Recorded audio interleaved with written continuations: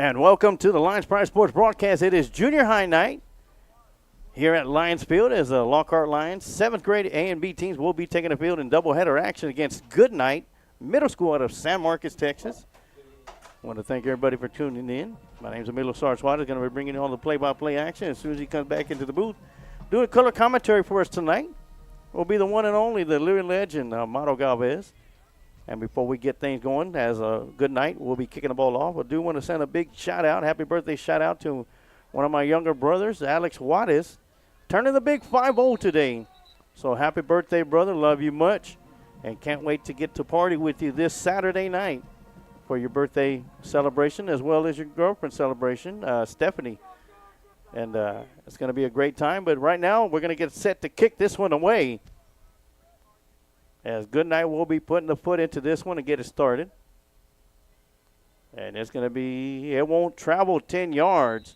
So it's going to be a penalty to start things off as number 7 for Goodnight comes up with it.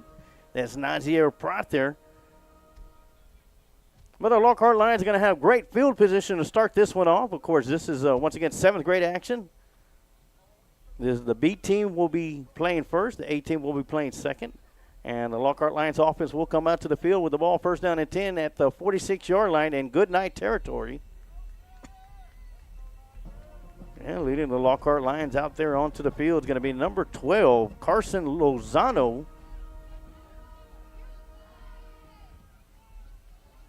Well, actually, it's going to be number 21, Jerry Perales. Lozano is going to be offset to his right side. And Lozano will get the first carry of the game. He'll go right up the middle. He'll pick up about 3 yards before he's finally brought down at the 43-yard line. Yeah, it's going to bring up second down and 7.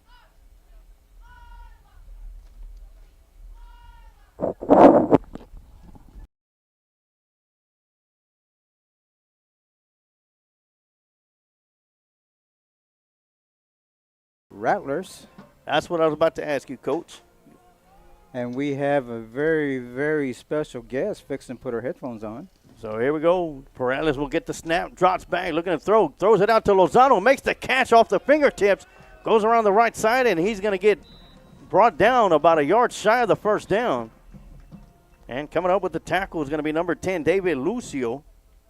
A big welcome to Lockhart Junior High Assistant Principal, Miss Amanda Solis. Welcome. Hi, thank you so much for having me. It's always a pleasure being here and fun because I'm like, ooh, this is a great view. And not only that, it's even a greater view, especially when it's over cloud, cold, hot, Yes. raining. You don't have the sun facing in Yes. your I'm eyes. like, is it going to there. rain? What are we going to do? Yeah. So third down and 1 coming up. Perales will get the snap, goes around to the near side, gets the edge, looking for the big block, but he's being chased down, and he'll be brought out of bounds inside the 15 to the 13-yard line. I've been asking Principal Karen Nixon for somebody from the spokesman for the Lockhart Junior administrative staff, and she said, get Amanda Solis. She's a great speaker, and she'll speak for all of us. I know. I'm like, I really get shy, like talking, like, but I don't know. Like, But don't get shy, because we could always go back and rewatch it at the end of the night and see how you did. So we'll grade you. No, you don't have to grade. We'll grade you. We I'm like, got having flashbacks to school. we got a lot of compliments on you the last time you joined us last year, and it seemed like thank I you. remember I sent you the picture that I Yes. can't believe it's been a year. It's been a year, right? And Wow. I'm back. Well, thanks for having me And back. we look the same. Sarge looks younger. Yeah, I lost a tooth. Oh, well, Yeah. you I know. actually pulled it out myself. Ouch. Yeah. Okay. Don't pay those high-paced dentists. Yeah. High-paced. I should go get my DDS. All right, that carry was by Joe Angel. Well, tell us what's going on at Lockhart Junior High. Okay, so I mean we're right here, middle of football season, so it's always fun, energetic. We've got a great new team. We have some of our favorites like Coach Boyd. Yes. And that'll be a touchdown pass from number 21, Jerry Perales. Coach Boyd does such an excellent job. Yes. And we have Coach Jennings back, Coach Cooper. So we got some new additions. So we're pretty excited. We got Coach Douglas down there. So it's busy. We're always on the go here. It's tough to lose You didn't lose them in the classroom, Coach Cooper and Coach Jennings, Yes. but you lost them on the football Yes, field, on the yes. sports field. Yes. But you picked up. It was very good for y'all to pick up 3 young, energetic coaches. Right? Yes. And that was a great. Three for. You lost 2, but you picked up 3, so it Yes. worked out great for you. It worked out, but they're still involved. Coach Cooper's at high school. He's still teaching with us, but coaching at high school. So it's really cool to see our 8th graders who are now freshmen. They still get to have that involvement with his coaching, and so yeah. And both of these guys, Coach Cooper and Coach Jennings, are excellent coaches, and Yes. and Excellent I'm teachers, sure they're great in the Yes. classroom also. Yes. Because they have such a good relationship with the students, and it carried over from their 8th grade years to their freshman year, and they're still working with them, and Yes. they still respect them a lot, and they Absolutely. do a great job. And Yes. kudos to those two. Yes, agreed. Lockhart's very lucky to have them. Absolutely. And we have, other great teachers that we've, gotten on board with us. So, we're making some gains and Great. just hoping, for the growth and everything. How's the speaking of volleyball? How's the volleyball team going? I haven't even kept up with them. I haven't actually had a chance to go catch out the games, but I know they've been doing well. I think one of the teams lost last week. But Coach Ruggieri, Coach Phillips, they're out there, sometimes when I get to campus, I get to watch their practice, Right, and those right. girls are, in that beast mode. They're practicing, putting in the work. I was really proud of them because they're there sometimes way before anyone. They're there, Yes. before teachers, and they're putting in the work. And then to see them still carrying that into the classrooms, we have very high expectations, Great, and great. Coach Ruggieri and Coach Phillips are doing excellent with And holding those Of course, a lot of standards. those young ladies are going to be freshmen next year. Yes, absolutely, yeah. So, I think we're doing good. And it'll be a big boost to the volleyball program too, as well, especially when you have them succeeding at this Yes. age, and then you move them up to the next level. Oh, I'm absolutely, pretty sure the yeah. high school coaches are really looking forward yes, to it. I was like, hopefully, they get to build on, get their growth and everything. So we have, like I said, we have excellent coaches who are not just focusing right here and now, but for the future and building the best athletes that we can. Starts in the classroom. So yeah, I'm really thankful that we have such great groups of teachers and coaches. And going back to the classroom part, I talked talking to Mr. Garcia, Yes. he's a good friend of mine. Does an awesome job as an AP. And of course, you can Yes. vouch for that.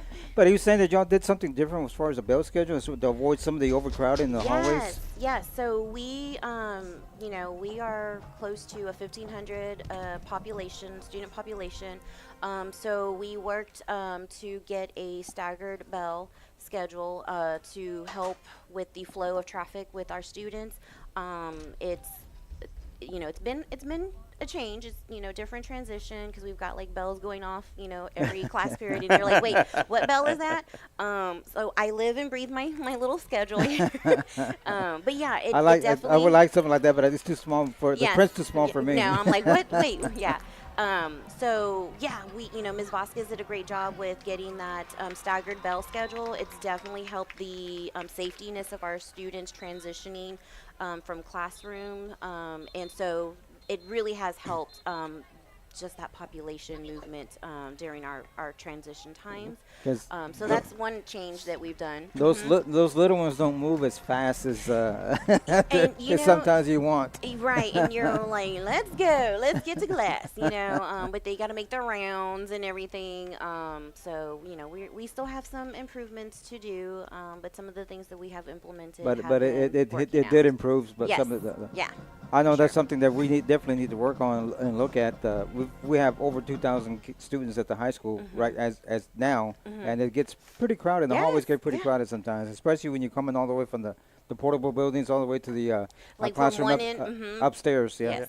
And I'm really interested to find out what the snapshot number is going to be looking like on October 27th Yep. Yes. for Yeah. Lockhart High School. Yes. We just had a big run by number 12, Ryan Brugman, and he was chased down by number 31, Patrick Morrison. But unfortunately, that little yellow hanky came out of the pocket of the referee, and it's going to be brought all the way back. It was a holding penalty on the Goodnight Rattlers. This will be their second play.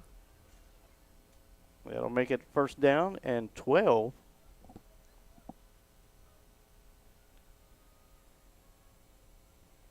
Thomas Escobedo at quarterback for the Rattlers.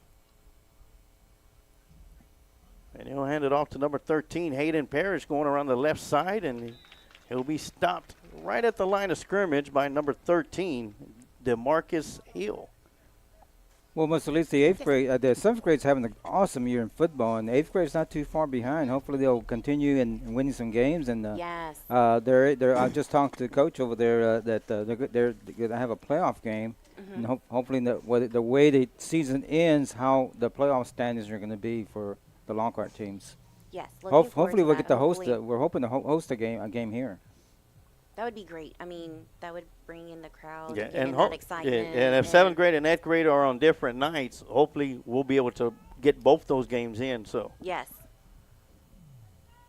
I know y'all are doing such an amazing job Thank with you. just Thank you. broadcasting.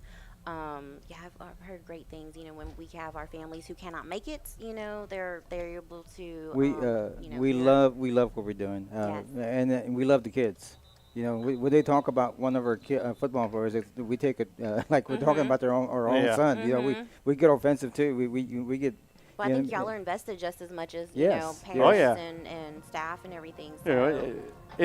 People say it's the love for the sport. I mean, I love athletics, period, but just to be able to have that Lion pride. Yes. And that's why I called it Lions Pride Sports Broadcast, Love because it. if you don't have that pride, what do they call a group of lions? A pride. Pride. And if you don't have that pride, then you don't have no lion. Absolutely. So without it, And in my case, a lot of these young men, I coached their dads. Yeah. And So you have like a history. I mean, like you are like invested in. Yeah, this, and I keep telling Coach in 5 more years he'll be saying I coached their grandpa.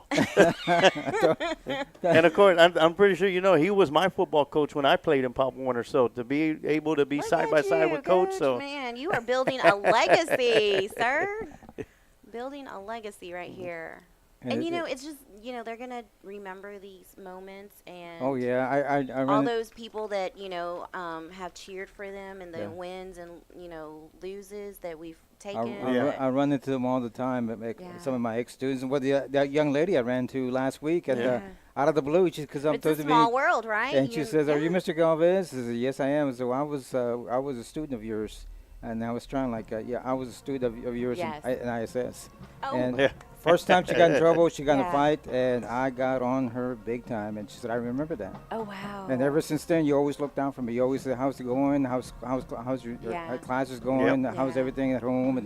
And she said, I didn't think anybody cared, but you did, and you made a big influence on me.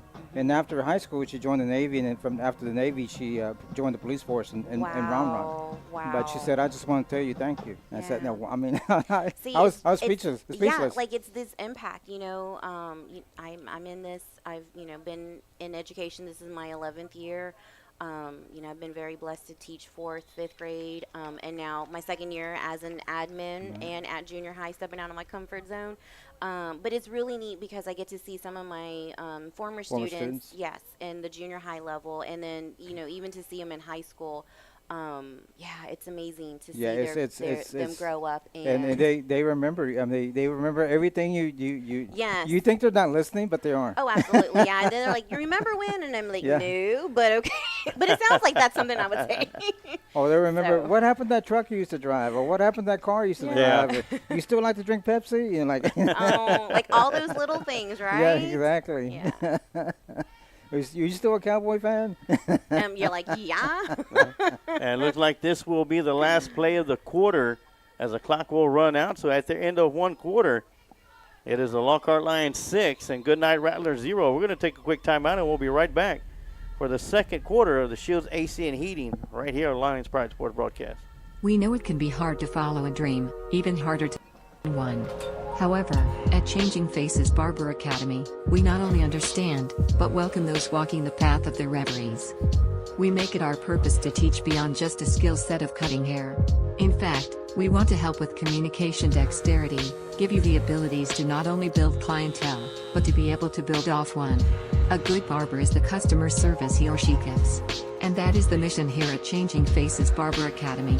If you are interested in making a career of becoming a barber, you can visit our website at cfbarberacademy.com or stop on by at 900 Bug Lane Suite 115 in San Marcos, Texas.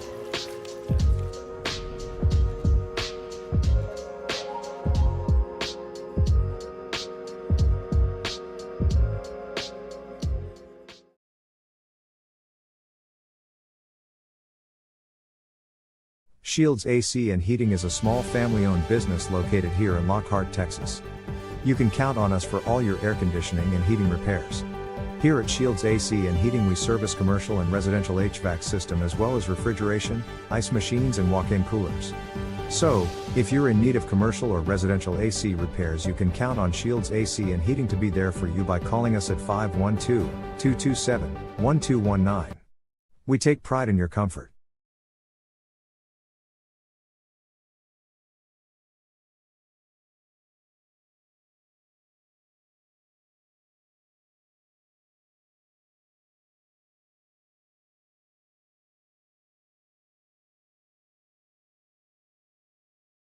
And we're back for the start of the second quarter of the Shields AC and Heating second quarter, here on the Lions Pride Sports broadcast. It's 4th down and 14 for the Goodnight Rattlers. Uriel Manzano had a big tackle in the backfield to put the Rattlers where they're at, and that's going to go to number 13, and he's got some pursuit coming around from the backside. It was kind of hard to find him sometimes, Yeah. but they finally found him, and he tackled him pretty much in the end zone, but Yeah. it looks like he made He it out. just made it out. And hot on his heels was number 31, Patrick Morrison. Patrick. So it'll bring up first down and go from the 2-yard line for the Lockhart Lions. As they lead her here early in the game, 6-0 over the Goodnight Rattlers. This is game 1 of the doubleheader of junior high night right here on the Lions Pride Sports broadcast. And it's great to have the 7th grade play here at the big stadium. Yeah. I'm sure they were pretty excited about it today. Oh, I know. Oh, right? yeah, especially it was on the schedule to play at the junior high, but then they moved it over here, which is a good thing. Right? Yeah. Yeah. Miss Solis said, I'm on duty. I want it at the high school. And they said, okay. Well, not just that, Coach, but I can leave all my stuff here because we come back tomorrow night for Yes, the we sub-varsity game. Big game. Oh, Big game. yeah. JV against Liberty Hill. Liberty Hill. And then we travel up to Liberty Hill on Friday night. Yeah. Me and Sarge. Leaving early. I think we're leaving at About 3:30. I was going to say, Oh, y'all are having I to thought leave you, I thought early, you right? said I thought you said 7 in the morning. or something. Yeah. Nah. He thought he was taking a field trip. He's like, I'm out for the day. Yeah. No, sir. Plan to find a delicious restaurant we can enjoy and Hang out, Yeah, take in the exactly. scenery. Oh, yeah. As, Well, if y'all need an admin, let me know. hey, you're more than welcome. I wish you had joined the contest about that. oh, yeah. We're having a little contest. We're taking. Well, yeah, we just concluded Yes, it this I past saw, Sunday. Yeah, yes. the Ride in Style. Yes. Have 5 lucky line winners. Of course, Sylvia Martinez, Deborah Ortiz, Francine Hunt, Tony Schultz, and Roxy Acosta will all be able to take 2 guests with them to the Ride in Style for the final road game of the year for the Lockhart Lions at Piper. It's a pretty neat deal because you saw get that. I was like, the ride what? free on the party bus. Yeah. We're gonna feed you. You get in free to the game, and Sarge is even gonna do a sing along on the way to the up to Yeah, the, oh, the yeah. game. Nice. So it'll Okay. it's Karaoke night. It's karaoke on the party bus. Well, again, if y'all need like an admin. The only three requirements we have is you have to be early, you have to wear maroon, you have to be loud. There you go. Oh, yeah. I would be great admin to enforce all that. Yeah. And the reason we're going that early is because we're riding on the bus, too, and we have to be there early enough to get Yes, set up to and set up. everything. Yeah. So, and it surprisingly, Coach, we've already got our booths set up for us over there. Great. Yeah. Nice. And that's still 2 weeks All away. right. And I don't know if you've ever been to Piper Stadium. It's in No, Como, this will be my first time. But it's a beautiful stadium. It looks like a college stadium. It looks like Texas. Wow. Looks like Texas State. So looking forward to that. That's nice.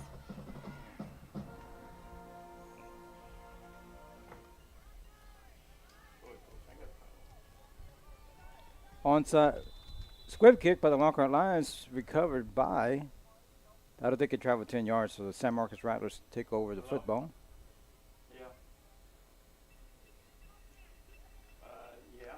Good turnout here for the Lockhart Lion fans. Great to see the parents out here in the stands. Also, a good turnout for San Marcos, making a short trip from San Marcos to Lockhart. I'm sure they enjoyed some barbecue before the game. Right? We should like have like, in the concession stand. Like, First and 10 Rattlers.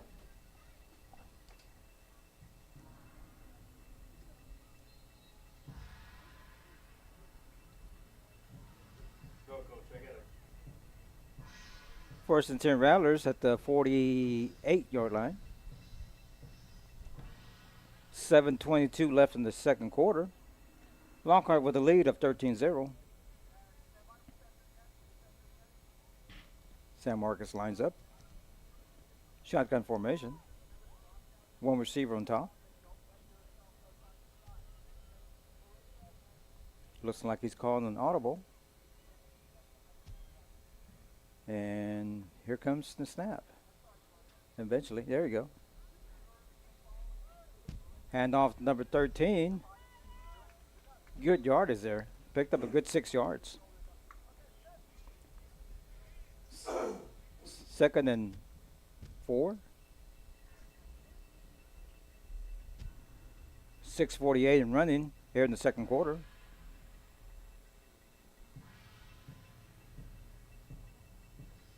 Miss Solis, did you enjoy your break from the last couple of days? I did. Well, I work a lot, so I got to catch up on some work that needed to. So I worked a little bit, but yeah, I did. I got to spend time with family, so that's always a blessing. But yeah, it was nice that I got to kind of do it at my own pace, and did you get to enjoy? Cause oh yes. Yeah, like you were off too. Yes. Come back today, and we're testing. Yeah, welcome back. Yeah. All right, that's going to bring up second down and 5 coming up for the Rattlers. Miles Gamboa at quarterback for the Rattlers. They'll hand the ball off to number 13. He'll cut it up the middle. He's going to be stuffed in the backfield by number 51. Once again, Uriel Manzano. Hayden Parrish on the carry. I'll tell you what, Mr. Solis, next, if the Lockhart does make the playoffs here in junior high football. Yes.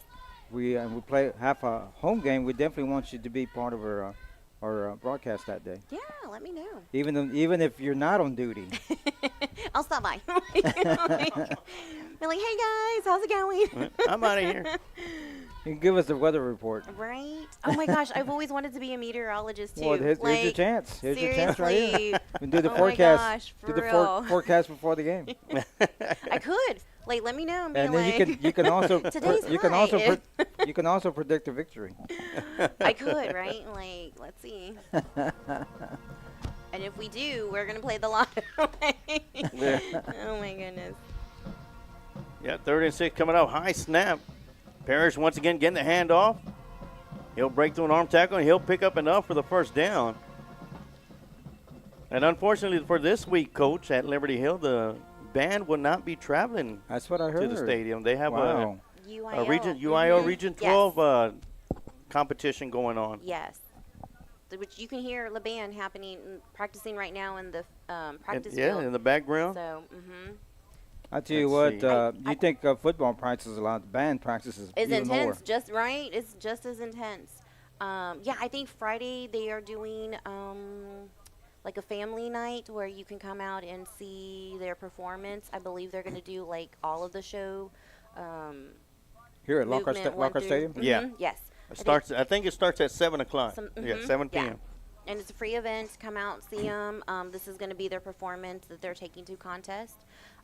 So Yeah. I think I don't know if it was last week or the week before when they went had a contest and they advanced.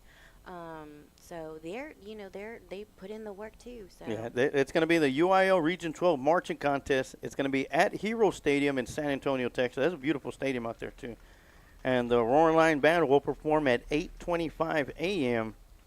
And I'm actively trying to see if there's a link that because sometimes the UIO would broadcast these competitions, and I'm trying to see if there's a link for this. If there is, I will definitely share it out to all you Lockhart Lion fans out there.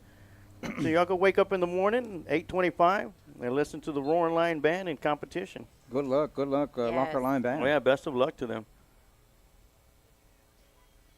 We're going to miss them at the game on Friday, but good luck on Saturday morning. Yeah, we'll give you a tambourine, Coach. You'll be able to do the fight song when the Lockhart scores 100 points. I hope I He's I got hope, this. I hope Yeah. I hope I stay busy. Yeah, 1st and 10 for the Goodnight Rattlers. And Parrish will get the handoff, goes around the right side. Oh, he's a little shifty runner. Yeah, there. tough one, too. They only be able to get it back to the line of scrimmage, but does a hard job trying to get it back there. But so far, this Lockhart line defense has done its job. This is the furthest, deepest penetration for the Goodnight Rattlers, and that was coming off of the onside kick that didn't go 10 yards. They have picked up a first down, so they have about. And they still have all 3 timeouts left, Sarge. So let's see what kind of plan of attack they have here.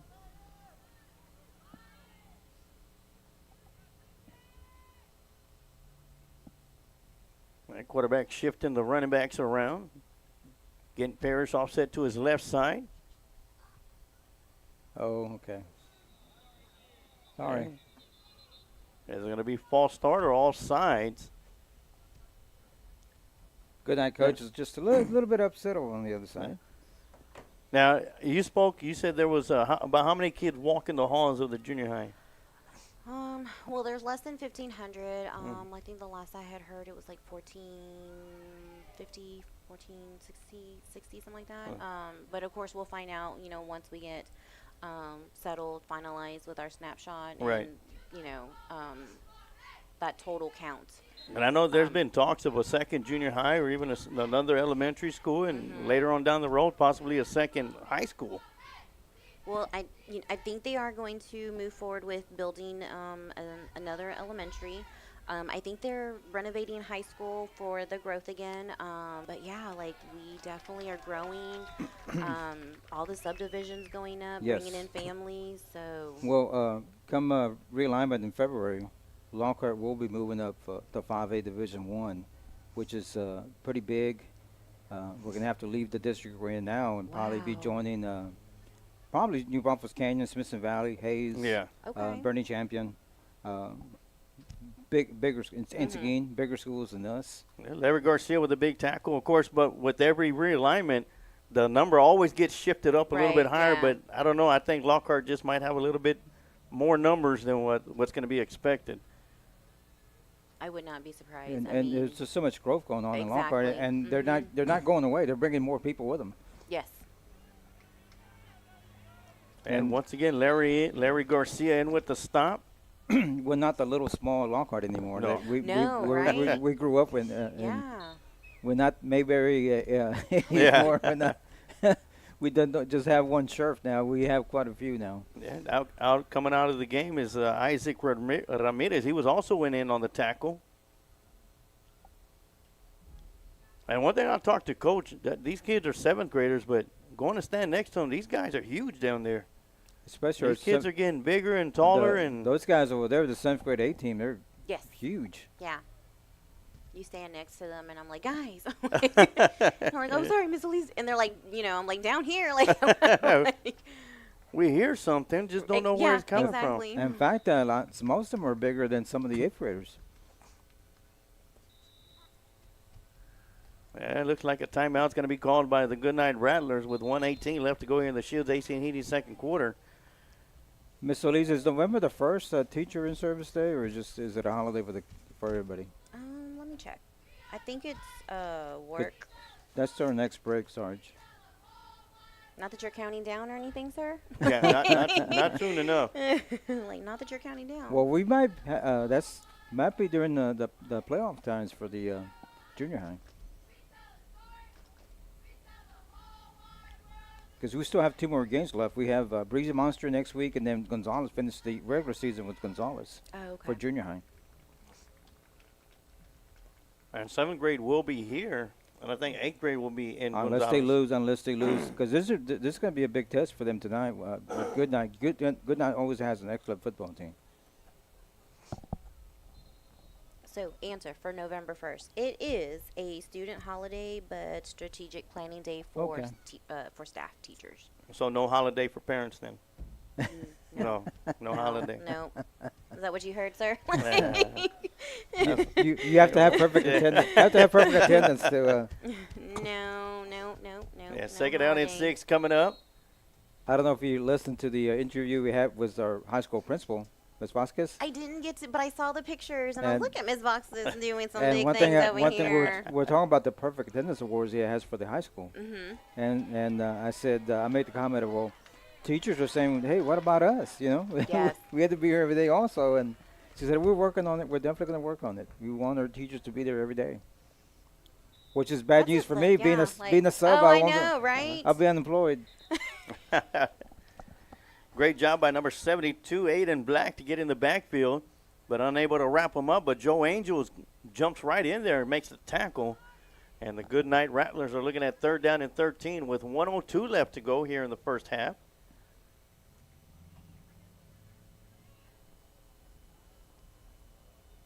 Now we're almost, I'd say, what, a little more, about at least past a quarter of the way of the school year. How would you rate the first portion of this school year in junior high? Like in terms of, Every day. give me a read. Attendance. Yeah, everyday attendance and discipline. Yeah. So happy to report our attendance has gone up. You know, Mr. Garcia can probably give you the exact numbers because that is his pride and joy right there is looking, you know, at numbers. Him and Victoria Jaimes do a really great job with keeping up with attendance, making that contact and everything. Our numbers, from what I understand, have increased from this time last year. So, you know, we are doing great things, you know, getting our kids to school, helping out however we can support them, encouraging them. So our attendance has improved.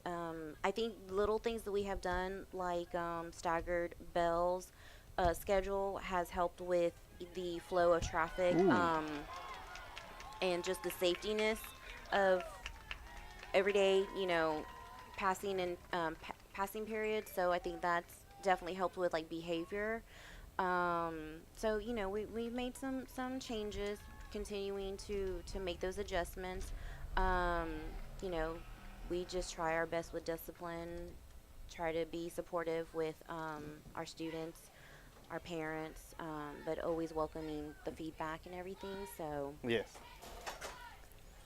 And the Lockhart Lions are going to get the ball back with 53 seconds on a great stop by Patrick Morrison, as Nazier Prather was in wildcat formation for the Rattlers. And on 4th down, the Rattlers just lost more yardage, so the Lions are going to be taking over with an opportunity to put some more points on the board as they lead 13-0 with 53 seconds left to go here in the Shields AC and Heating second quarter. And Perales in shotgun formation, gets the snap, rolls around to his right. Got a nice little block by Lozano. And nice job breaking through some arm tackles. Wrote 2 tackles there. Yeah, number 50, Santiago Luna, had the stop. Coach just let it go of Perales. Yes, he did. He slipped away. Well, I know the principal was very when I told her the number. We interviewed her on Friday, and I saw her in school on Monday, and she said, well, how was the how many viewers did y'all have? How many viewers had listening to me? I said, about 9,000. And she said, what? Oh, wow. You're like, just only 9,000. Yeah, only 9. Just only 9,000. And that was one of our lowest nights, probably, Sarge. Oh, wow. What is the highest rating that y'all have had? It was listening? San Marcos, right? It was San Marcos Rattlers, and we were on the opposite side of the field. That was a Hail Mary from, I guess, I can't say the other word, but we had, I think, 5 minutes after going off, I checked it, we were right over 12,000 viewers. Wow. See, I'm telling And you, right, y'all are doing amazing things. Look at y'all. Like, to this day, as a matter of fact, I went and checked it like a week and a half ago, and we are, with playbacks and everything, it's over 25,000. wow. See, amazing. And we have a lot of viewers from out of state, overseas. A lot of the grandparents that can't make it to the game, you know, that live far away, listen to us, and that's why we do it. Because we started this during COVID, when there was people were didn't want to really go out and mingle with the other people in the crowd. So that's why we started doing this, and they tremendous response. And Sarge does a great job, and you know he keeps it going. It's my 10th year as a voice of Lockhart Lions Sports, and our 5th year with the Lions Pride Sports broadcast. Wow. and many more to go, right? Oh, yeah. Yes. Many more. Sarge doesn't stop with football. He does keeps the going, right? basketball. Oh, nice Go. run by Go. Perales. Spins away from an arm tackle. Comes down across midfield down to the 39-yard line. And the Lions are going to call their timeout with 20.5 seconds. Ms. Solis, before we let you go, anything you want to say to the community or the public or parents or? Yeah, just thank you for the continued support.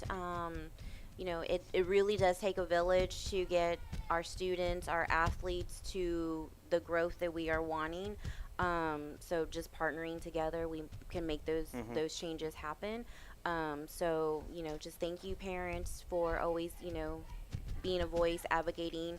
Our staff is amazing. They work very hard. We do, have those little things like, perfect attendance or something that we need to celebrate them. But we have amazing staff who are just always willing to help out. Admin team, we just try to be supportive. And definitely mention your coworkers, the other administrators, Yes. Mr. Garcia, Michael Garcia, and Ms. Grant, we have Christina Vasquez, and then of course our principal Karen Nixon. Karen Nixon. Yes.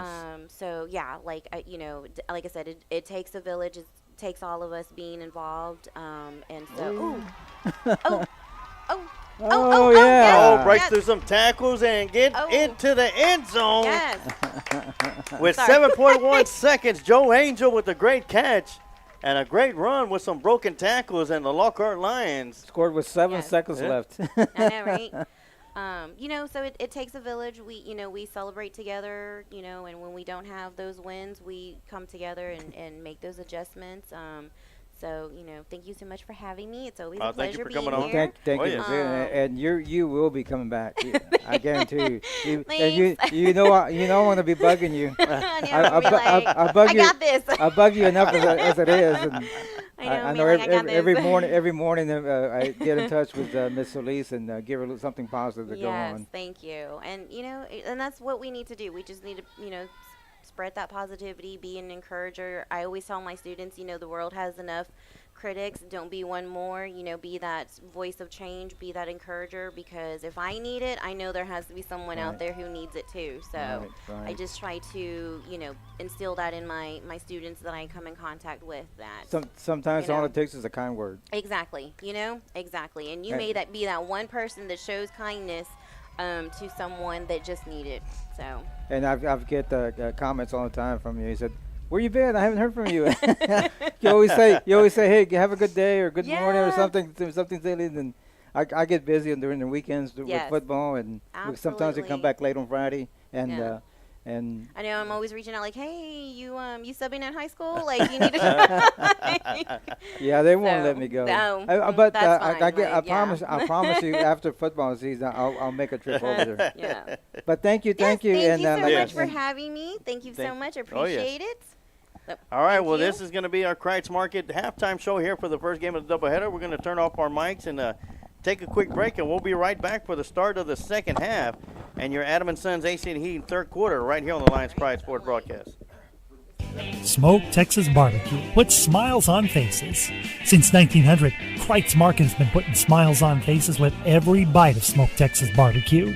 Located off of Highway 183 at 619 North Colorado Street in Lockhart, Texas, fifth-generation owner Keith Schmidt continues the tradition of providing the best barbecue in Texas with its award-winning varieties of beef, sausage, and pork meats.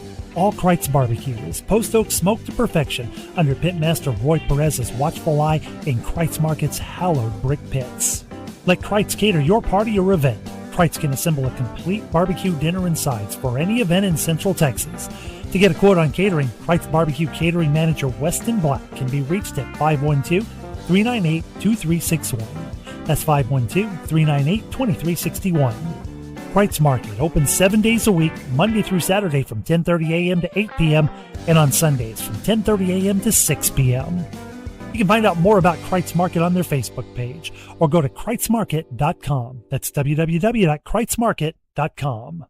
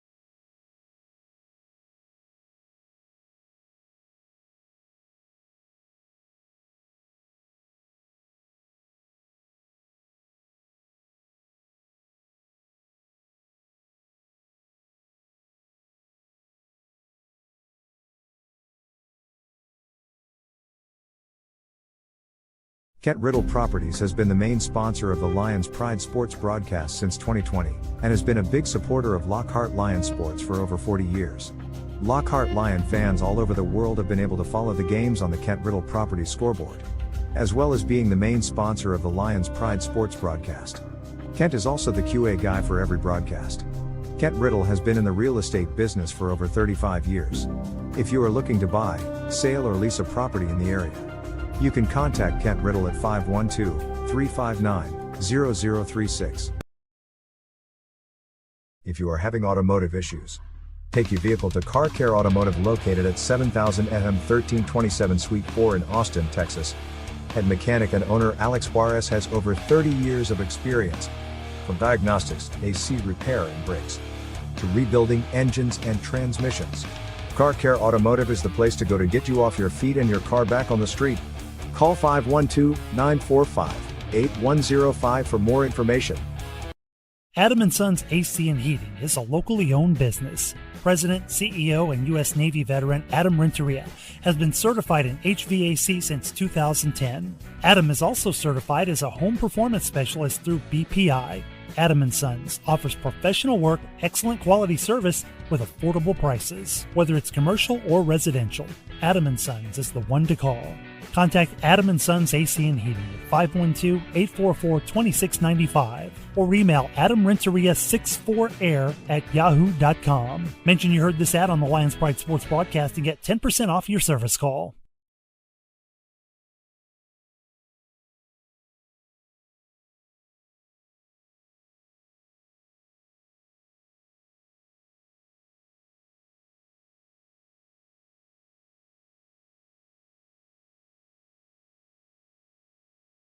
And we are back right after the Kreitz Market halftime, right here on the Lions Pride Sports broadcast. And we get started for the Adam & Sons AC and Heating third quarter for game one of a doubleheader of junior high night here on the Lions Pride Sports broadcast. Seventh grade action going down as the Goodnight Rattlers trail the Lockhart Lions by a score of 20-0 as we head into the third quarter. And of course, I want to give a big thanks and shout out to Miss Solis who came on. We had one great guest, and we got two other great guests right here with us. Yeah, well, we had one guest for the first half, and we got two for the second half. We had a very good-looking guest the first half. So we downgrade. No, I'm just kidding, gentlemen. Of course, we got one Curtis Hawkins. How y'all doing? What's up? How's it going, Curtis? Of course, also the Texas Event Shuttle, and we'll talk about that here in a little bit. As we got our 5 riders that's going to be going with this. All right. When you walked in, they all picked out. When you walked in and said you got some bad news, I was thinking, oh no, don't tell me it's about the ride. No, I said, how am I going to tell these 5 people and their guests? Man, I got plenty of backups. If anything goes down, they may even get upgrade. All right, there we go. All right, yeah, get a charter bus. Yeah. And then we also got Dylan Best joining us as well also. Good afternoon. Thank y'all, gentlemen, for coming in. And, of course, to my far left is the coach, as always, the living legend, walking the Lockhart High School halls, Amato Galvez. Thank you. I was looking around. Who's he talking about? Dylan's the head coach for the Pee-wees for CFPO, and Curtis is his right-hand man, was his trusted assistant, does a great job. Oh, yeah. Welcome, guys. Tell us a little bit about how the season's going, Dylan, with the Pee-wees. So far, we are 2-3. Two of those losses, though, have come by 1 touchdown. Wow. We got a pretty good group. We coached the 7 and 8 year olds, so we got some good leaders out of those 8-year-olds. And we're going to keep on fighting. We got 2 more weeks of regular season, and we start our playoffs. And a lot of these kids, this is first year to play tackle football, correct? Correct. Yeah, we got a good 50-50 split of 7 and 8 year olds, and those 7-year-olds is their first year tackle coming up from flag football. So it's a lot of herding cats and teaching a lot of fundamentals. Well, especially when it turns into contact after playing flag football. Like, hey, where's my flag at? Yeah, for real. Yeah, can we play flag? Yeah, it's a big jump going from flag to tackle football. Yes, it is. A lot of those guys are still learning how to focus and kind of zone in and lock in on what the coaches are saying. So that's just a big difference between I coached Coach Dillon last year, and the 11 and 12-year-olds versus the 7 and 8-year-olds. It's a big difference. We got to be a lot responsible for a lot more, teaching. And the older group, even some of them are first time for them to have contact, and it takes a while for them to come around. But once they start seeing the other teammates, so they kind of jump in there. But it's a big difference going from Pee Wee to seniors. I mean, and the seniors kids are going a little bit faster and they're a little bit bigger. Oh yeah. Yeah, the kids they give a lot more energy and effort toward their dance moves sometimes than learning the plays. You'll have the whole team doing the dance or singing a song, versus learning what we're doing. Dylan, any players you want to mention? Some of our leaders. We got Keelan Caldwell, Jamichael Anderson, we got Mason Dilla, Samuel Bowen. My son's kind of one of them. He's everything starts with him at center. Dylan Vest Jr. Wow. And we got a couple others, and they're leading the pack and leading the way. That I'm for sure we'll see them out here in a couple of years, Friday Night Lights, awesome. As probably freshmen and sophomores. So. Coach told me one time the most important guy on the football team is not just the quarterback but the center. Oh yeah. It all starts with him. Yep. Oh yeah, we saw that pretty much this past Friday, or a couple of Fridays and nights ago, where we had several high snaps back to Ashton Dickens that changed the complexion of the play. Definitely threw off the timing. Yeah, definitely threw off the timing. So, I mean, like I said, one of the most important positions on the field has to be the center, because you don't start the play without the center. Exactly. Oh, yeah. And if you can intimidate that center, it's going to be a long night. Oh yeah. Well, I'll say more. I mean, Coach Dillon's son, he's got it together, man. He can pretty much start our practices and warm-ups and get everybody started. A lot of the coaches' sons, actually, I think all our coaches have a kid on the team.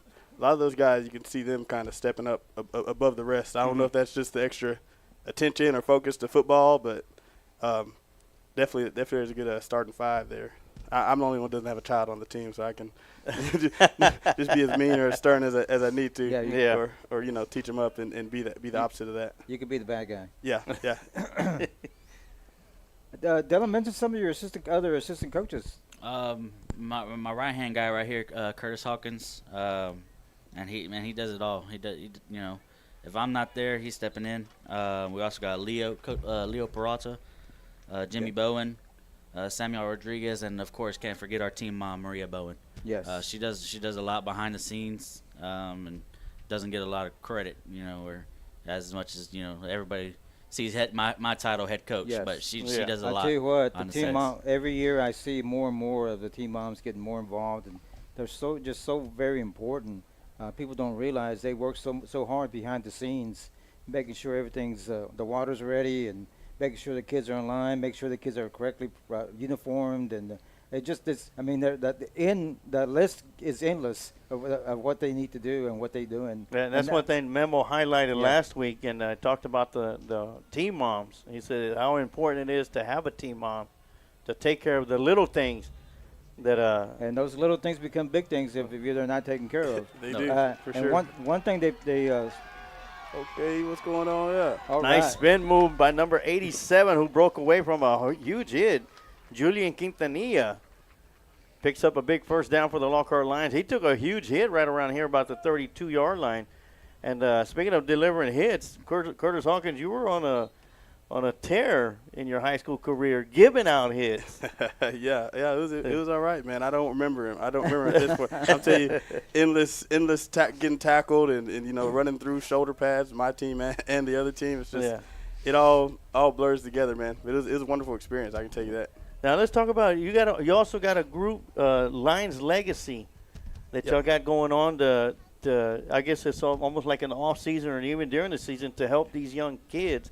Males and females build up their strength, and not just strength, but their character for Lockhart sports. Oh yeah, so Coach Dillon's been out there with me since day one. We started back in February. I think I forget how many months we ran last time we talked to you guys, but it's growing. Once that sun came out and the grass started dying back there, we were down to about 5 each time, but but I think it's well worth my time even to have one Yeah. kid out there. Last week I think we had like 14, Coach. What was that? Yeah, we had a good group last week. good workout. Yeah. For sure. And this is on Sunday mornings, correct? Yep, Sunday mornings. I mean, they'll have to check the website because we may move it this weekend because we've got a picture day for CFPO, so we may move it back a little bit. I don't want to jump into people's, football watching time too. Right. So we'll just see. It's all optional, Well, I tell you what, if they're Cowboy fans, I don't know if they're going to want to take a look at and watch them play again this weekend. Well, they play Monday night. Oh, they play Monday night? Okay, well, there you go. Yeah. But yeah, definitely thanks to Coach Dillon because I mean he's got a lot of stuff on his plate and he's still out there every week. And like I said, his son pretty much has been to every session and he kind of leads the pack when it comes to knowing what to do, how to line up, and the structure of the activities. So I appreciate you guys. And is there a fee for this, Dylan? I mean, Curtis? No, man, no. Come on out. I only thing I would want people to do is sign up, just because sometimes last week we didn't have enough waters. Because I'm looking at my sign up list. I probably got like 7 on there. I bought a 24 pack, but we were out there maybe 2 hours after the workout session, still playing football, tossing around. Like there's no fee. Come out, have some fun, learn. Get focused for 1 hour, and then after that, you still got 8 kids out there. They want to throw the football, have fun, maybe bring a volleyball or something, something out there for them to just get some. And this Sunday would have been perfect because they didn't have school Monday, Thursday, and Friday. They didn't have school Monday and Tuesday, so they was giving them something to do. I'm sure the parents don't mind having them out of the house for a little bit. Yeah, man, bring them out for sure. So after a long touchdown run by Jerry Perales, the extra point conversion is no good, but the Lockhart Lions lead 26-0 over the Goodnight Rattlers. And of course, Curtis Hawkins, you're like the jack of all trades. You're a coach for CFPO. Of course, you run also Lions Legacy, but also you got the Texas Event Shuttle Bus. Oh yeah. And we partnered up this year, and we've got our 5 lucky winners. It's Sylvia Martinez, Deborah Ortiz, Francine Hunt, Tony Schultz, and Roxy Acosta. And each of those are going to be able to take 2 guests with them. Okay. And join us in the party bus. They're going to be riding with myself, the coach, you as well. You're going to be driving the bus. Yep. But we're going to be going to the final road game of the season as Lockhart travels to Piper to take on the Piper Warriors. And I tell you what, the excitement that I've heard from these contest winners, they're looking forward to it. Yeah. And we're looking forward to it as well. I got my brother's going to be barbecuing for us, and of course we'll have plenty. Coach was thinking about charging you, but I told him, I said, we can't charge Let Curtis. me get just a plate, man. Yeah. One meat plate or something, Just a little half pound of brisket. Well, It'd be I think okay. I'm pretty sure we're going to have plenty of food to enjoy. Yeah, and not only that, we're going to have a ride there and back. Yep. Of course, tickets will be supplied. And we'll be meeting at Kreitz Market. They're going to let us use their parking lot to stage, and everybody be able to park their vehicles there. That'll be the pickup and drop-off point for this Texas event. But talk about the Texas Event Shuttle Bus, what you got going on. Of course, we'll be running both those commercials here in between both these games also. Cool. But, how's it going with that? Man, it's good. Last weekend, I was running all over the place, man. I was in Austin, San Antonio, Canyon Lake, New Braunfels. I think I slept in the bus on Sunday night just to get ready for a few airport transfers at 5 in the morning, man. Yeah. But I was just running. And people enjoy, being able to transport, large groups of people in one place. And they, I think the music and the lights are even added, but just that for being able to provide, bring your family, bring your friends, bring your bachelor parties and stuff like that. And, you just get home, get to and from safely. I think that's the main thing. Once I hear everybody in the background singing, old classic songs like that's even better for me. I'm like, okay, we're having a good time. So, Coach, there will be karaoke, right? Coach was one. There's going to be karaoke. It's going to be karaoke night. I might go have to put the TVs in there, man. Install a couple TVs so we can, get everything rolling. And Curtis, of course, me and Sarge are looking forward to it. We even talked about maybe next year doing 2 of them. Let's go. One at the beginning of the year and maybe one at the end of the year. That way everybody gets a chance to enjoy the trip to out-of-town football game for the Lockhart. Once I get the fleet together, man, we can go every game. I give you guys front row service. We'll go every game, and then, we'll add the barbecue on the last one. But, no, it's definitely been rolling. I got some stuff for ACL this weekend. We got a couple of vans rented, and we'll be taking some groups, just come and enjoy Austin. But, yeah, we're looking forward to that in a couple weekends for sure. Oh, yeah, that's going to be October 27th, and it's going to be a great time. Of course, we'll take a lot of pictures to post, and that way everybody can see how Definitely. a Texas event shuttle bus rolls. Yeah, buddy. You know, so. And of course, TD wants me to drive the bus. I'm telling him, no, that's not me. If I need to tap out, man, we'll find a gas station and see. I'll give you the rough rundown and see if you can get it out of park. Just let me turn the steering wheel and crank it up. That's all I need. Yep. So we got 13 seconds left to go here in the Adam & Sons AC third quarter. Lockhart Lions put some points on the board on a 20-yard touchdown run by Jerry Perales. And as we head into the War Room Strength Club fourth and final quarter, Lockhart Lions 26, Goodnight Rattlers 0. And we'll be right back with more Lockhart Lions football right here on the Lions Prize Sport broadcast. I'm Ross Alexander, founder of the War Room Strength Club. I have been working with individuals and athletes since 2003. I have mentored and worked under the likes of Mike Graham, Bobby Warren, Charles Alston, and first-generation coaches under Mark Ripito. I am also a former two-sport collegiate athlete. I have worked with everyone from those starting their fitness journeys to athletes in collegiate and elite ranks of athletic performance. My ideology is working functional and fundamental strength while also implementing a proactive injury preventative and/or recovery regimen. I hold summer performance camps open for young athletes from 11 years old to the collegiate level. I also take clients all throughout the year at any age and fitness level. Along with a workout program, I also offer services for food intake accountability and meal planning, and also mental and emotional positivity consulting. I look forward to hearing from you. Go Lions.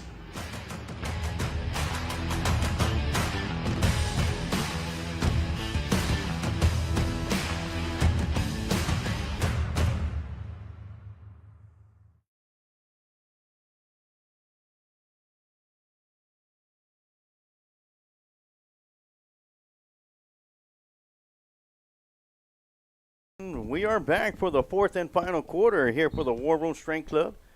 Here on the Lions Prize Sports broadcast, we move the camera to the far side of the field where it is third down and 12 for the Goodnight Rattlers. Got a receiver up top, one to the bottom. Gamboa in shotgun formation, a penalty offset. The receiver on this far side was like taking the jog down the field there. I think you offsides, buddy. Dylan, what's the future look like for the Pee Wee football team? Honestly, I think we can get a bowl game in. I don't know if we got. I don't know. That Seguin team, they got some big old boys. You know, me and Curtis actually talked to the coach after we played them a few weeks ago, and they're like, "Yeah, we're stacked 8-year-olds." Wow. And so they got some monsters over there. So I think honestly they might get that Super Bowl spot, but if we can come and in the second bowl game. But you'll be in the hunt. Yeah. I think we'll be up there. Honestly, our Pee Wee division is kind of wide open. There's no one blowing out. Not one team blowing out the other. It's always some pretty close games. Well, I've yet to catch one of your games, and I'm hoping to catch one this coming Saturday. What time do y'all play this coming Saturday? We play at 5:40 this Saturday. Okay. Got a late game, huh? Yes, sir. And that'll be at the CFPO Fields out there in San Marcos, right there behind Academy Sports and Not Good, right? In case anybody's shopping at Target or Academy, come on, swing them, take a turn to the right, and you'll be at the field. Yeah. Only $2 to get in. Yes. Mm-hmm. Come support some Lions. Dylan, we're talking to Memo last week, and he has big expectations of the league. We think we're going to start getting more and more kids out. And what do you see in the future for CFPO for Lockhart? I was listening to that broadcast, and I kind of the same feelings as Memo. I think, honestly, we're already at 2 flag teams. I think we're honestly going to hit 3 or 4 within the next couple of years. And our Pee Wee and junior teams, I'd say within the next 2 years we'll have 2 teams each. Man, sounds like we could start our own league ourselves. Yeah, it's right there, man. And the biggest thing too is watching, like, especially these 7th graders right here, like me, Curtis, and yourself. We had these kids last year. Yes. We had about 22 kids starting off. Then we broke down and we ended up with 20.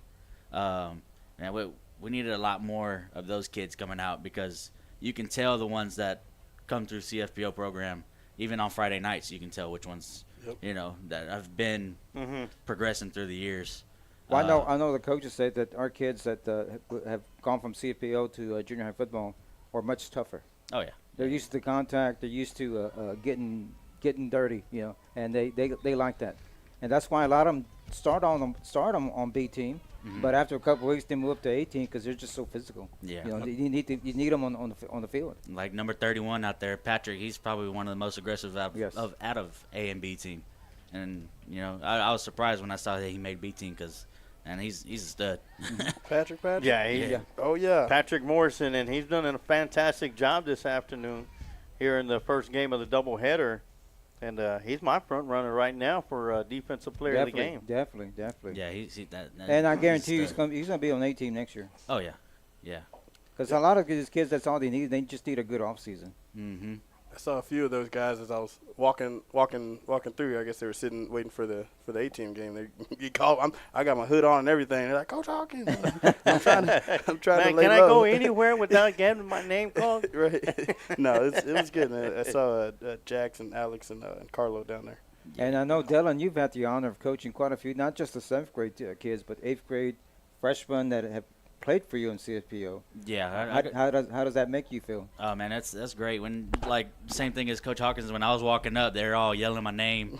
And when I went to their first home game a few weeks ago, the stands erupted with Coach Dillon. Like hearing all that, man. It's awesome. That lets you know that what you're doing is right. Yep. You're doing it the right way. You're doing it the correct way.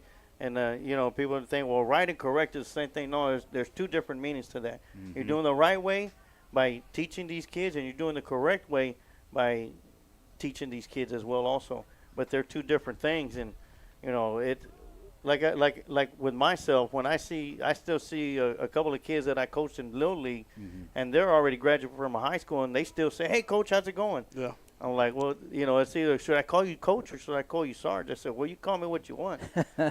He goes, well, okay, I'm going to stick with Coach. And that lets me know right there that I did something right in their lives to teach them the game of baseball, and that I did something correct to keep that respect that they had for me in Little League all the way through high school till now to this point. So, it's an awesome feeling. You never forget your first football coach. No. And I had the honor just a few weeks ago. I went to Cedar Creek, and the guy that's the junior high coordinator for Cedar Creek comes up to me and says, Coach Galvez. I said, yes, sir. He said, you don't remember me, but you were my first football coach. And you're one reason I got into coaching. And he introduced me to his staff that way. This guy was my first football coach, and that's why I'm coaching right now. Thank you, Coach Galvez. I hadn't seen a guy in maybe he played for me back in the early 80s. Oh, man. And it was, he recognized, I definitely wouldn't have recognized him. Get out my calculator real quick. Well, he's been at Cedar Creek. He's been the coordinator for 13 years. Oh, man. Wow. His first time I ran into him, I didn't know he was at Cedar Creek. I remember he played for me here, and then the family moved to Bastrop. He ended up playing for Bastrop, graduated from Bastrop, and then went to college and got into coaching. They're in Bastrop. Nice. Well, Coach, you could safely say that you are my first and last coach and only coach in football. Yeah, I say. And Coach Dillon would probably tell you better. He's coaching baseball and football, and so he works with a lot of those guys. I think a lot of our team last year was part of your baseball team, right? Mm-hmm. Those are the athletes. Those guys stood out in football. So I'd be surprised if they do in baseball. Moving forward too. Yeah. Oh, wow. About half this list I've coached in some shape or form. Wow. So that's a good. I've had them since they were about knee high. And turning the question on y'all, who was a big coach or a big influence on y'all coming up in junior high or high school? I know y'all both played for Coach Herman. Yep, me and Coach Dillon played. I guess I was with you for 2 years. Yeah. My sophomore and junior year. Mm-hmm. And then we had a little crossover for sure. I'd say my biggest influence probably Coach Kilby. Okay. I was a big fan of Coach Kilby, and no offense to Coach Herman, I love Coach Herman too, but I was a little. I think I probably cried whenever Coach Kilby left. Yeah. Well, we'll see him Friday at Liberty Hill. Yeah. He's still the same Coach Kilby. He hadn't changed a bit. Yeah, I ended up he added me on Facebook one day, and we started talking a little bit and catching up. And yeah, it was good to catch up with Coach Kilby. And don't forget Coach McGuire. Oh yeah, yes. He's got the intensity, man. Coach McGuire, he's an animal. Yeah, he's sure. out at Denver City now. Yeah, he's principal. Way up there. He's a principal. Oh yeah, so he's not coaching anymore, huh? No, he's just a principal. It's a small school, small high school, but he loves it. And his boy's, what is he, a junior? In college? No, Case? the little one. Oh, yeah. I think I think he's used a to be junior. little. He's not little no Yeah, more. he looked ain't like little he's no 6 more. or something. And Stoney is, I think it's San Angelo, if I'm correct. yeah, he's somewhere Right. up there. And, of course, I know Coach Brown had a big influence on you. Oh yeah, Miss Coach Brown too. Yeah, he's Brother Brown. yes, sir. Yeah, most of those kind of defensive line kind of coaches, and I like Coach Kilby too. I mean, Coach Herman. I don't think I had a bad coach, man. There's nobody I can even talk about in that way. I mean, even Coach Barnes, man, he's a funny guy. Come on, dude. Yeah, Yeah, Coach man. Barnes. Yeah. So many memories. Yes, sir. And all those guys had a big influence on you, and I'm sure they love. I know Coach Herman's always asking me about and so is Coach McGuire, and I'm definitely going to mention to Coach Kobe when I visit with him on Friday. Hopefully we'll get a picture taken here pretty soon before y'all leave, and I'll show it to Coach Kilby. I'm sure he's going to be excited to hear about y'all. Oh yeah. All right, so that's going to do it for the first game of the doubleheader as the Lockhart Lions 7th grade B team takes care of business against the Goodnight Rattlers, 32-0. And we're going to go through the players of the game. Your Kreitz Market offensive players of the game is going to go to number 21, Jerry Perales. Yes, good job, Mr. Perales. Great game today, and keep up the good work. Oh yeah, we got a trio for defense for the One Goes Fitness defensive players of the game. We got a number 20 Joe Angel Almaguer. Yes. Hopefully I said it correctly. Number 31 Patrick Morrison, and number 51 Uriel Manzano. All three of them played a fantastic game. Good job.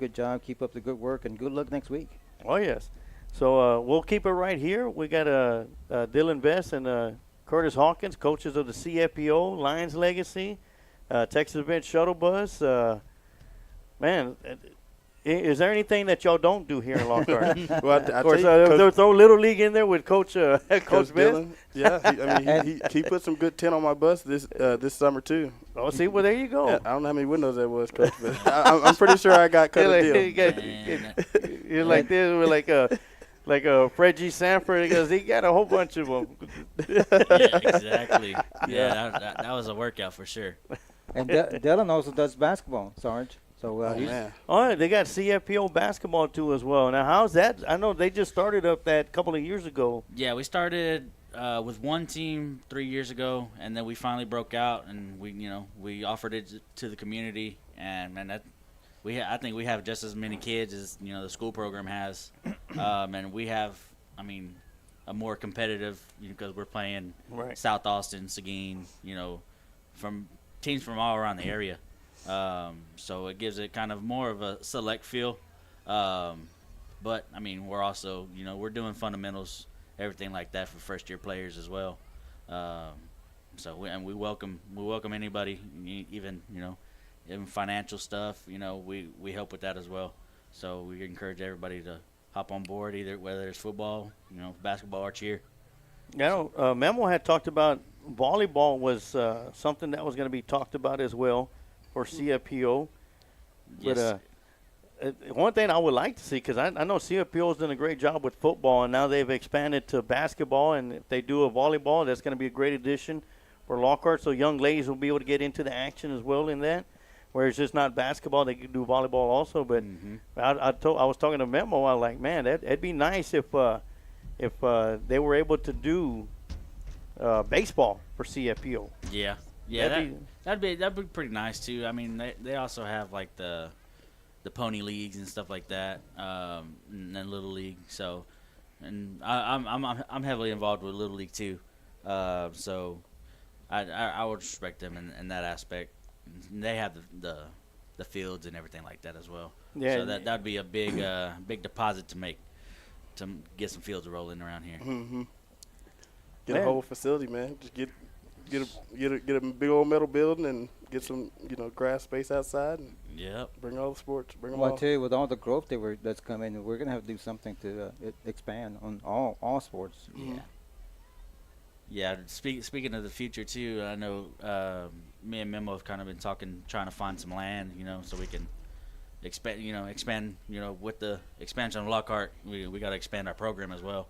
So, Yeah, we're going to hopefully within a few years we can get our own practice space because we've been moving back and forth by Navarro. Now we're practicing behind the stadium here. So we need a place to call home, instead of hopping around everywhere. This is a very good. It was a big upgrade for us to come over here. Yes, for sure. Eventually I want to see if we can get for the Lions legacy thing, see if we can get a bus or a van or something. We can go out to Dale and kind of get some of those kids and, transport them back and forth. I mean, that's an extra, 15, 20 kids. I'm sure it's just transportation issues. Yes, yeah. Mix it together with some kind of after-school program and get them out there. At least to get from school to practice and then have parents pick them up. I'm sure, Coach, we also need to brush up on our Spanish. I'm sure there's a lot of kids who don't play because there's a language barrier. Yeah, man, that's become a big thing. It's not just a transportation issue; it's a language barrier as well. Also, yeah, we got one kid on our team who doesn't speak much English, but he's learning a lot. He's learning a lot and he's getting after it. Like he's very impressive. And they want to play football. Yeah, what a way to learn English by learning the terminology of sports. Yeah.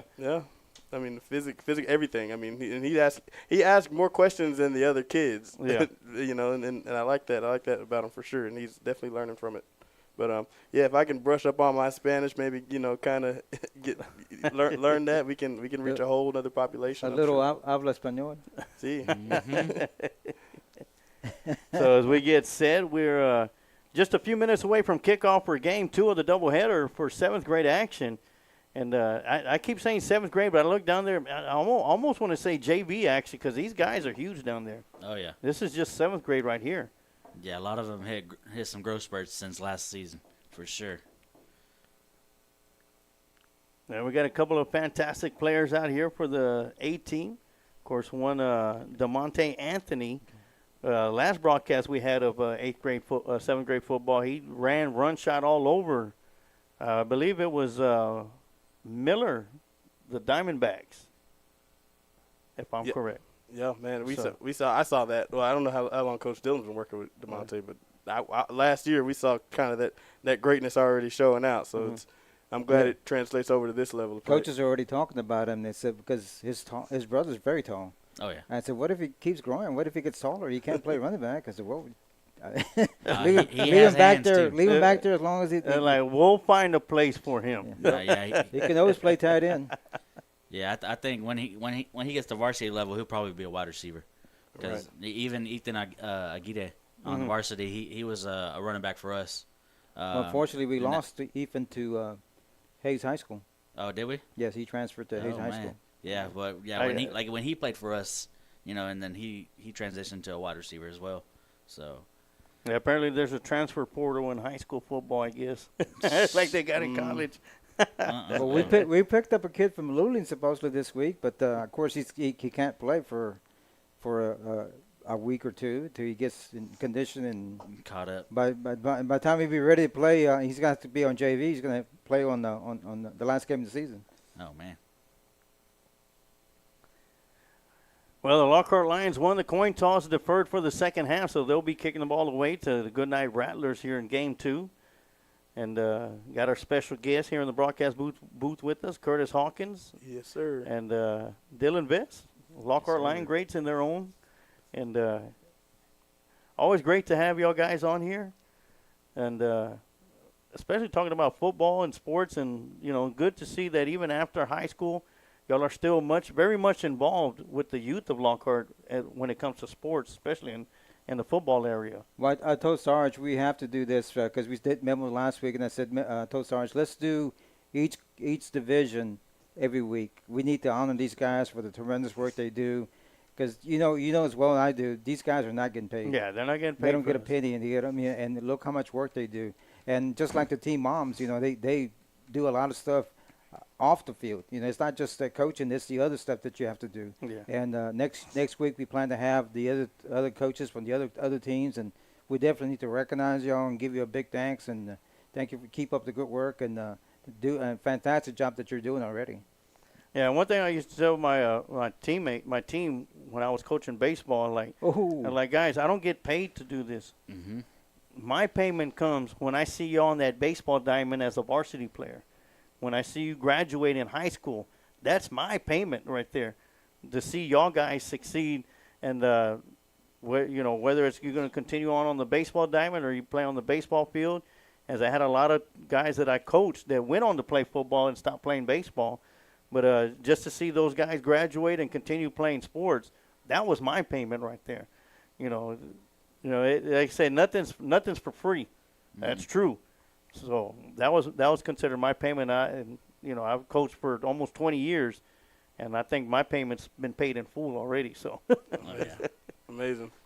Yeah, I mean, just giving back to these guys, knowing that, they got their whole lives ahead of them. So we could teach them something good. It may spark the next, I don't know. The next Curtis Hawkins, the nurse Dylan Vest, and I guarantee you about half of these kids that we got out here, or young men, I should say young men, half of them, a good handful of them, will be in the same position that y'all are in right now in their future, coaching young men and, coaching them the right way because of what y'all taught them. Yeah. So definitely looking forward to it. So we had a penalty, false start on the Goodnight Rattlers to start things off. Yeah, it's good to be able to come back and watch these broadcasts too, man, especially if we're not able to be here for the game. Yeah. And hearing all those kids' names that we coach. That's Curtis, we pick awesome. up most of our viewers on the especially the high school. They're in class watching our videos. Oh yeah. And I see them all the time, and I'm not gonna say nothing. They enjoy it. Yeah. And they thank me for hey, thank you for talking highly about me about that tackle or that run or interception or whatever. When y'all gonna get some merch, man? Some merch. Do an autograph signing or something. I'm sure somebody could draw something up and have you guys, Tom and all you guys. Yeah, come on, man.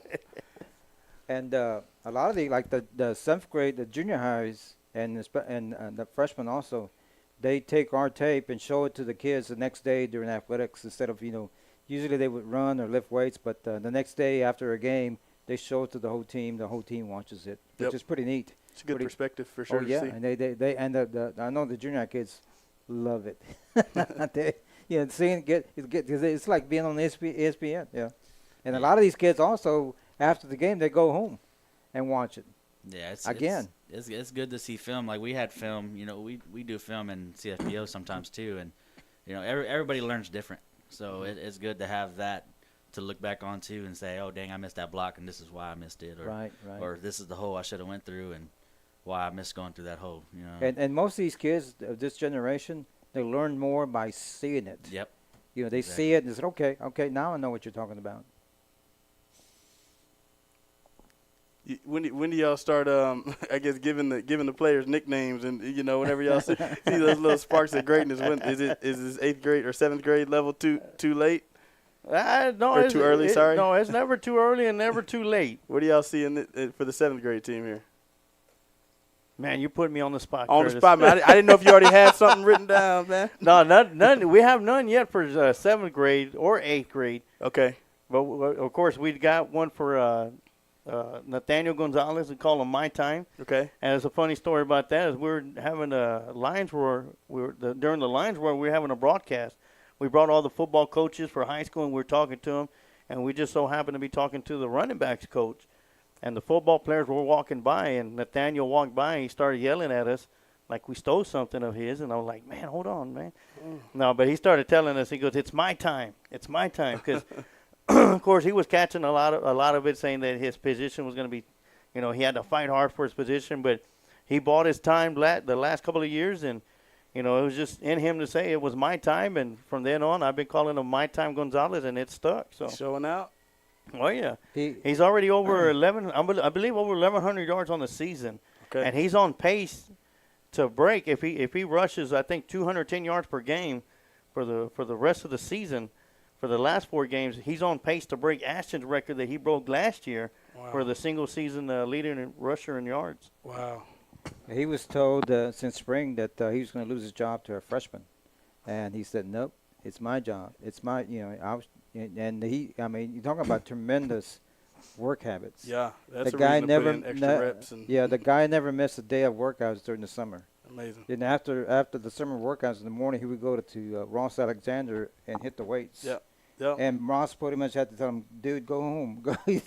I'm trying to go to sleep Yeah, here. yeah, go. It's And midnight. Then he would come over here with me. I was doing 7-on-7. He said, Coach, can I just catch a few passes? And I was said, I'm trying to get ready for a game here. I mean, because he was a junior, and the guys I had were freshmen. So I said, okay. And finally I said, okay, go ahead, jump in there. So he just wanted to work on catching passes.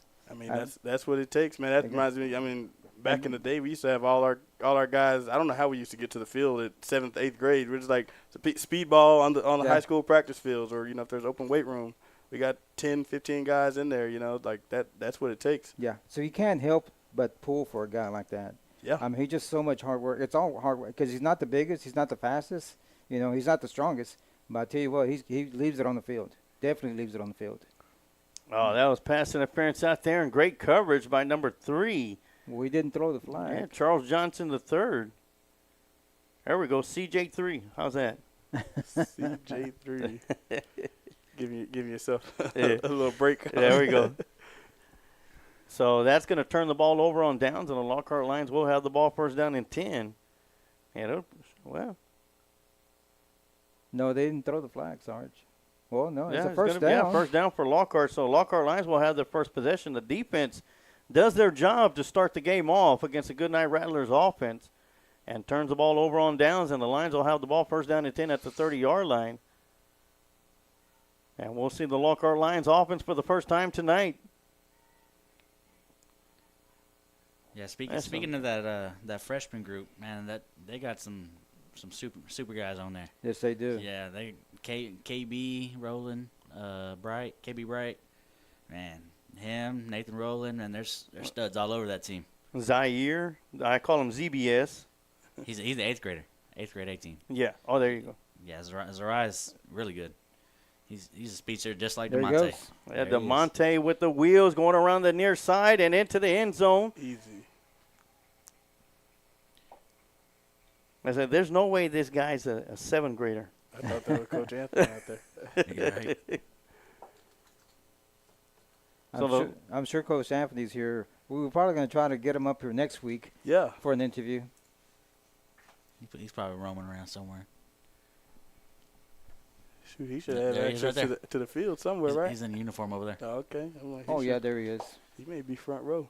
Yeah, I was telling Coach Anthony, if we had at least half of these kids on the 7th grade team, we would actually did some damage last year. Oh, definitely. It's crazy how many kids jump in when it comes to junior high. Yep. I wonder what the disconnection is, man. I wonder if they wanted to play and just didn't have the funds, or what it is, Coach. Because even the B team had that was a bunch of kids out there. Like 40 kids on B team. Yeah, send them out. So the 1-point conversion is good, and the Lockhart Lions lead 7-0 the Goodnight Rattlers with 4:31 left to go here in the Changing Faces Academy first quarter. And, man, started off one play, 30 yards. DeMonte Anthony in the end zone. Of course, he comes across with a 1-point conversion, which kind of caught me off guard a little bit in junior high. It's 1 point. If you go for it for pass or run it in, it's only 1 point. But if you kick it, it's 2 points. Mm. They want them to get them legs going already. Yes. Yeah, they want the kickers, but it's working the opposite direction, I think. Is this what do you think? It's encouraging more of them to run it in. Yeah, Yes. trying to, or either that or encourage to get field goal kickers.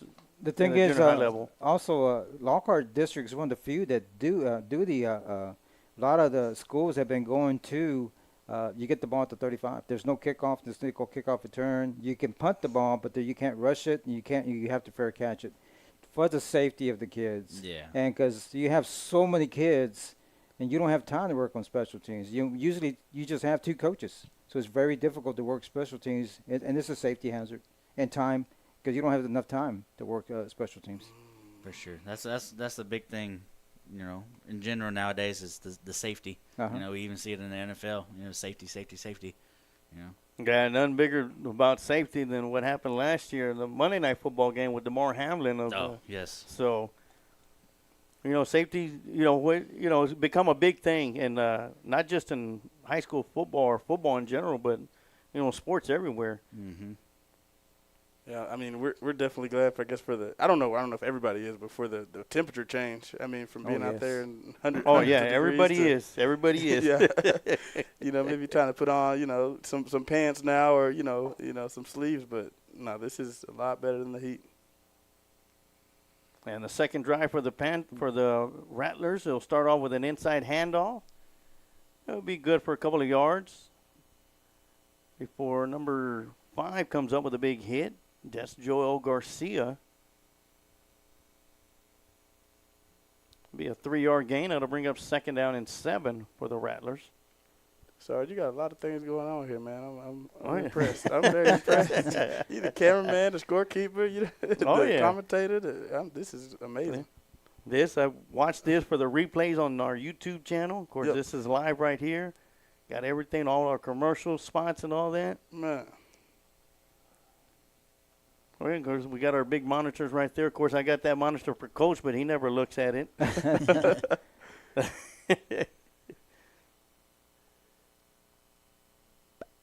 It's easier on Friday nights because I don't have to worry about the cameraman here at Lockhart. Okay, you got a team for that? Yeah, the audio-video crew that sits in here, they got a cord in here, plug into it. Of course, we get the replays and all that, so it frees me up to do a little bit more stuff. But here, junior high, it's not as fast-paced as it is in high school. Yeah. So it's nice to be easy, sit back, relax. And, of course, when we got our away games, we got a couple of camera guys that come along with us. Of course, we'll be having a former Lockhart line from last year, graduated this past season, 2023, Ryan Peterson. He's going to be traveling with us to Liberty Hill. Liberty Hill on Friday. To do the video work for us. And he did a great job with us. Of course, Coach and I did some San Antonio Warrior semi-pro football broadcasts this past season. And Ryan went with me to a couple of basketball playoff games. And so got somebody who knows what he's doing. Good, good, man. I'm sure. I mean, just watching you do this work, man. You get an intern for this, and I'm sure there's some college credit somewhere. And sometimes I feel like an octopus over here with moving around and like and still moving the interview. I mean, not the commentary. Yeah, that's amazing. Oh, but it's a lot of fun. I really enjoy doing this, and it's just like one of our mottos that we have. If you can't make it to the game, let us take the game to you. Yes, sir. And that's so true because, of course, nowadays you got your smart TVs. My wife sits back on Friday nights, puts it on the big screen. It goes on a Roku TV, pops up the YouTube channel, and sit there and watch it in full HD on a screen. So I mean, if we can bring some people out to the park, put on a projector, and have a whole thing on the I'm games. all for that, especially for the playoff games. Of course, I believe the playoff games are going to have to be on NFHS again this season. Okay. And to avoid paying any fees like that, I'd be it'd be great to be able to help someone out to put something together for a big old watch party. Yes, yeah, sir. a lot of people have watch parties going on Friday nights. Okay. Even to where they could pop it on the screen over here and let people sit back and you're getting too innovative. Enjoy it. You're getting too innovative now. I that's got a great idea. I got an idea. That's a great idea. So, of course, the Lions do have a tough road to go to the playoffs again this year. Last year, they started off 1-2 in district play and ran the table and made it to the playoff as a number 3 spot. And this year is going to be a little bit more tough. Liberty Hill is not Liberty Hill the way they was last year. Lockhart's in the same position as they were last year going into the Liberty Hill game at 1-1. But a loss against Liberty Hill will be a tough road, tougher road to climb because Kerrville-Tivy improved better. Bastrop Bears has greatly improved. They're having their best season in, I think, ever, or in about like 20 years. I think they're since 2019. I think they said. Yeah, and of course Piper, second-year program in the second year in varsity. They or is it their first year in varsity, Coach? No, second. Second year. They got a great football group out there. They'll probably be moving up to 5A Division I next year. But it's a tough road. It's going to be a tough road to climb for the Lockhart Lions. And, of course, I was talking to Coach earlier and said, I have a good feeling that Lockhart's going to take care of business against Liberty Hill. Biggest thing, tackle. Got to tackle. Got to tackle. It's going to be a basketball game because they're very shaky on defense. Yeah. And every game they play, they've given up a lot of points. They just outscored people. Yeah. And I feel it's going to be the same way Friday night. Whoever gets the ball last is going to win the game. Yeah, they both average over 30 points a game, and they also average over 30 points a game on defense as well. Oh, that's going to go off the hands of number 15, Alexander Alviter. Alex. Mm-hmm. How tall is he? He looked a little bit tall out there. He's stretched too. No. He's always been the tallest in the group, but Okay. he's stretched even more.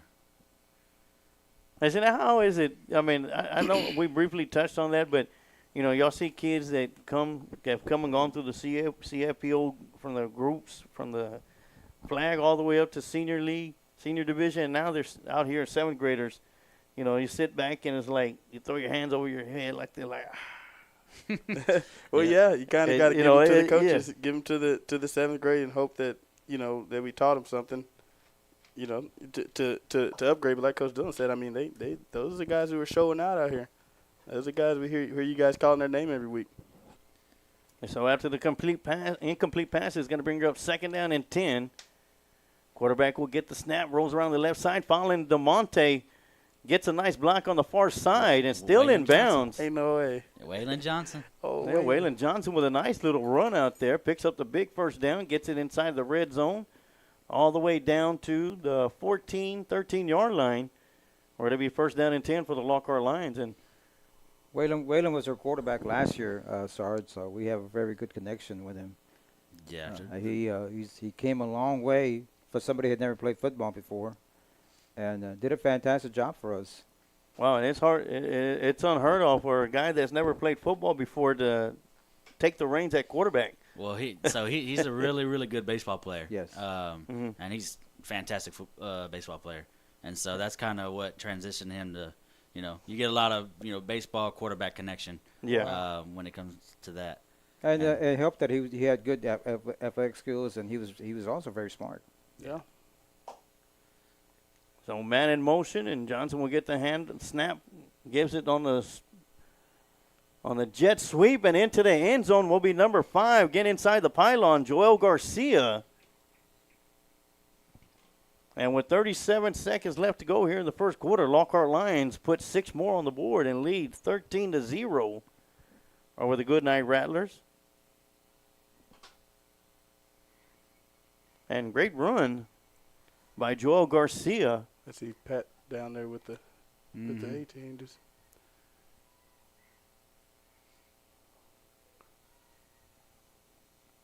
Looks like he's gotten taller. Yeah, he. all them kids look so big. I get maybe the pads, but some of them. All right. They tower. Push him in You there. can Push the pile. He's still going. Looks like he does didn't not make it. Ooh, he's going to be mad. Yeah. All right, Curtis. Well, last time we had you on here, it was before Lockhart played Kerrville-Tybee last year. Okay. All right. And I know you had your hands full when you played against Kerrville when your time here at high school. And always coming up short. Kerrville-Tybee's always had some great teams. Mm-hmm. But when Lockhart defeated Kerrville-Tybee, and not just that, but the way they beat them at Kerrville, did you have a little bit of enjoyment? Yeah, or hearing what? about that. Finally, I'm proud of those guys. That's something that they, they can, live, put on their record, Yeah, and the reason I bring that up because Deontay Jackson's your brother. Yeah. And at the end of the game, after we done packed up, we went down and we usually stop and say hi to the players. He came. I mean, it's like he made a beeline to me. He goes, "Coach, we finally got him. Yeah. We finally got him." Yeah. And and he's only played on varsity, I think, for 3 years or about 3.5 years. So he had a taste of Kerrville-Tybee for 3 years. Mm-hmm. But it goes even further back than that because, it's coming to the stadium and watching Lockhart lose year after year against Kerrville-Tybee, and he took what everybody wanted to do in the past, and he wasn't saying, "Oh, I got him." He said, "We finally got him." Yeah. We finally got them. I don't think put the history of the town. Herman never beat Kerrville-Tybee. No. And even now, he plays him at Marble Falls. Yeah. He still can't beat him. Now, does Deontay come up and say, "Hey, you know what? We're the ones that took care of it"? I'm sure he has, man. I mean, you'd be surprised at the stuff the games that people, keep in mind. Like Yeah. the good games and the bad games. Like some of them will tear people up for the next 10 years, you know. Yeah. But no, that's amazing. They put the team on their back, man, and I'm sure the ones that we keep losing, somebody's gonna get revenge and feel the same way. Yeah. And matter of fact, I talked to Deontay. Well, of course, I messaged with him, and he's going to try and work it out. He wants to come up here and be one of our come up here in the booth with this coach for the Kerrville Tybee game here in Lockhart. Yeah. So hopefully they will be able to make that happen. And he told me he tore a labrum. Something in his shoulder. I'm not a medical. I I don't know all the anatomy and stuff yet. I'm working on that. Yeah. I'm a coach, not doctor. Yeah. I tell you what, Curtis, I always go back and watch last year's films when we played Liberty Hill or played whoever opponent we played, and I couldn't believe the impact your brother had on the field, not just on the offense but defense. I mean, he was everywhere. He was pretty much on every tackle. I mean, he was like I said, man, we really missed this guy. Wish he would have had another year with us. But he was such a fantastic football player. And next time you talk to him, tell him I said so. Tell him that we miss him a lot. Sure. Yeah. He made a big influence on the football field. Yeah, we would always joke with them. We'd see him like, when are you going to return one for a touchdown for us? Yep. He goes, I'm going to get one. I said, you ain't done it yet. Did he end up getting one or no? No, he didn't. Oh, man. There was that a lot right of there times. would've got me. There was a lot of times that he was the last guy. If he had made the tackle, it would have been a touchdown. Yeah. And there's a lot of times that he made that key block that nobody ever saw. But he made that block to spring McKinney or to spring or Aston. But people did see that. But I've going back and watching the film and said, man, that guy was pretty good. Yeah, amazing. Man, I wish they had those old, those old clips from our days from was it K-Mac or whatever the first ones were. I think I tried to look for them, man, and some of them they're kind of hard to get. Yeah, a lot of those are audio, and I think K-Mac was bought out by Vite Magazine, and Vite Magazine just clean house. So deleted everything. Yeah, that Coach Herman had for Lockhart. They played against Uvalde. He sent me the game between Lockhart and Uvalde. It was at Uvalde. Maybe I could try and get a hold of him, see if he still got the games from when y'all played. They got to be somewhere. Somewhere, yeah. I know there's a young man, named is Jacob Rodriguez. He's trying to put every Lockhart game on YouTube, and so he contacted me. I have a lot of the old VHS tapes back from the 90s and early 2000s. So I said, you're more than welcome to it, because they're just sitting there in my closet. And you're more than welcome. He said, I want to put them on YouTube. That way, when somebody wants to see, hey, I want to watch my brother played back in 1979 or 80, he can just get on YouTube and watch every game. Yeah, I'm sure y'all could pull from them too here. Yeah, and matter of fact, when the COVID first shut everything down and ended the 2019 season, we Coach brought those tapes over, got his old VCR. And we were able to get it set up and going, and we would have Friday night football, Sunday night football, Monday night football, Thursday night football, and we would showcase games from like 1990, 91, 92, from I think our earliest one was 89, all the way up to I think 2006 was the latest one. I think we only had one game from that season, but they would have games against Gonzales in 92 and Gonzales in 93. We would show one game.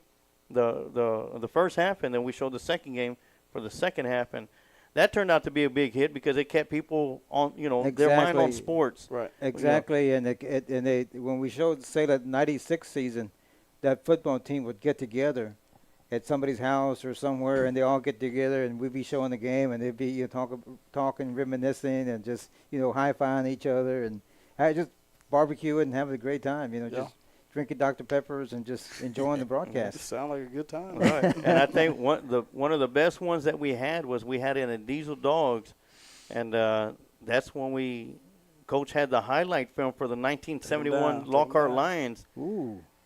Nice run and a big tackle. Carlo Rocha right there. By Carlo Rocha. He's been a force to be reckoned with defensively for the Lockhart Lions tonight. And we had a big old thing there at Diesel Dogs. We had Coach Thompson that was in there. We had Mr. Owen who was there with us. And I can't remember who else we had. Darrell Thomas was there with us. And we showed the highlight from 1971, the last time Lockhart won a district championship.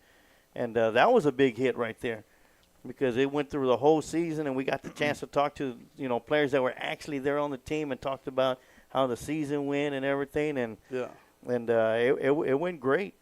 And, of course, at the beginning of this year, we had our kickoff show right there at Kreitz Market. We had Coach Dollar, who was the head coach at the time. Yep. And it was great to have Coach Dollar in.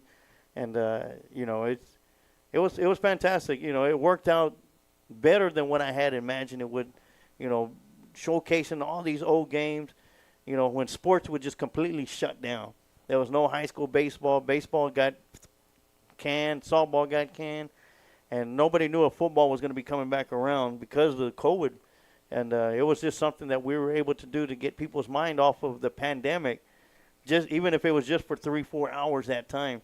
And it was great. And then we would have people coming in from that season.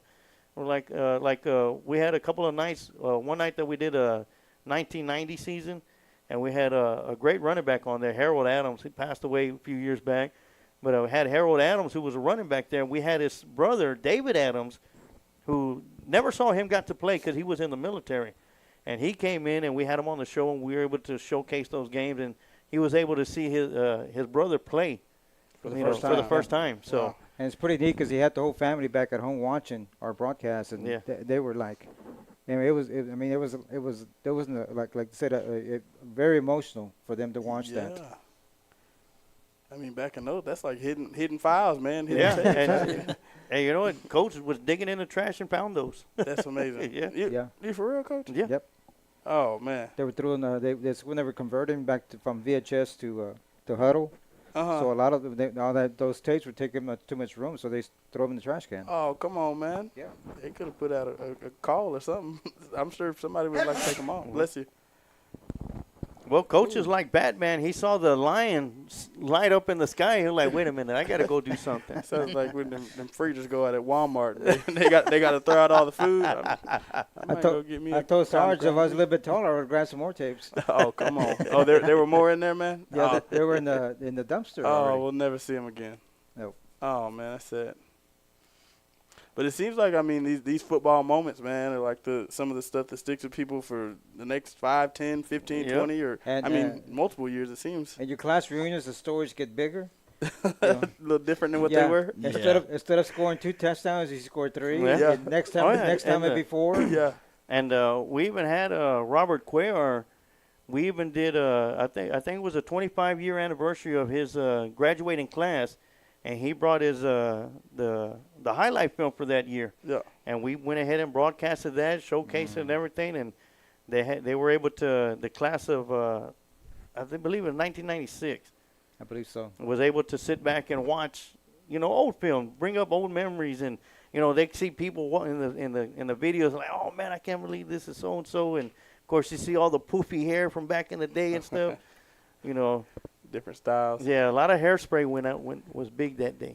That time. Well, I'll tell you, man, now that you guys got all this stuff digital, you got to kind of add that to the class reunion. You got to add a day for the sports teams just to go over the highlights, go over the tapes. And that's great about this because there's no more VHS. It's not on DVD. You could always go back to our Facebook page or on our YouTube channel, and you could rewatch every single broadcast that we've done on there. More on Facebook than on YouTube because it took a while for us to get our YouTube channel set up. But I'll 80-something broadcasts. Wow. In 9.5 years. So I'm getting close to where that 500 is at. They might have shut you down off the Wi-Fi. They said 480 is too much. Oh, it's just the mobile hotspot on the laptop. Of course, like you said, technology. I don't got to hook up to the Wi-Fi. I just got to hook up to my mobile spot. Man, you got it down. I'm telling you. You can take this thing anywhere. Oh, yeah, we got our little trusty hotspot.